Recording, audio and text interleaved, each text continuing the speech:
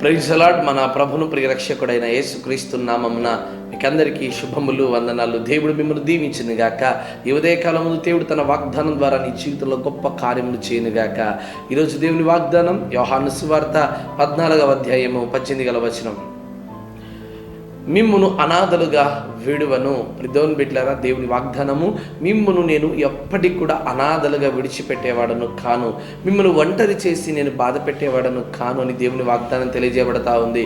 ఈరోజు నేను అనాథనండి అని బాధపడుతున్నామో, ఈ లోకంలో అనాథ అంటే తల్లి, తండ్రి, అన్న, అక్క, చెల్లి ఎవరు లేకపోవడం అనుకుంటున్నారు. కాదండి, అందరూ ఉండి కూడా తల్లిదండ్రులు, అక్క చెల్లెలు, తోబుట్టిన వారు సమస్తం అందరూ ఉండి కూడా ఏ ఒక్కరు కూడా మనల్ని పట్టించుకొని చూసేవా, దానికి మించిన అనాథతనం ఈ లోకంలో ఏది లేదండి. పెద్దవని బిడ్డలారా, ఒకవేళ ఆ స్థితిలో నువ్వు ఉన్నావా, ఎవ్వరు నీ దగ్గరికి రావట్లేదా, నీ భార్య రావట్లేదా, నీ పిల్లలు కూడా నీతో మాట్లాడడం లేదా, నీ తల్లిదండ్రులు నిన్ను హక్కును చేర్చుకోవట్లేదా, ఇదిగో నీ పిల్లలు నిన్ను చేర్చుకోవట్లేదా అని బాధపడుతున్నావా, నీ విధవరాలండి, నేను రోగంతో ఉన్నానండి, నన్ను అందరూ వదిలిపెట్టారు, నేను అనాథనండి, నాకు ఎవరు ఉన్నారండి, అందరూ ఉన్నప్పటికీ కూడా నేను అనాథగా బ్రతుకుతున్నానని వేదన పడుతున్నావా?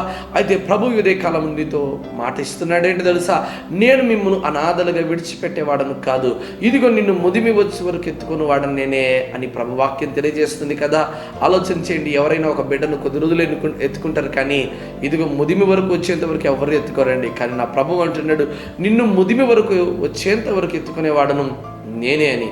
కనుక ఈరోజు దేవుడు మనల్ని అనాథలుగా చేయడండి. చూడుము, నా అరచేతుల మీద మిమ్మల్ని చెక్కొని ఉన్నాను, ఎంతగా మిమ్మల్ని ప్రేమిస్తున్నాను, ఎంతగా మీ కొరకు నేను తపన పడుతున్నానో మీరు జ్ఞాపకం చేసుకోవాలని ప్రభు వాగ్దానం తెలియజేయబడతా ప్రియమైన బిడ్డలారా, మరొకసారి గమనించగలిగితే దేవుడు మనల్ని విడిచిపెట్టువాడు కాదు, నేను విడువను, ఎడబాయని ప్రభు వాగ్దానం తెలియజేయబడుతుంది కదా.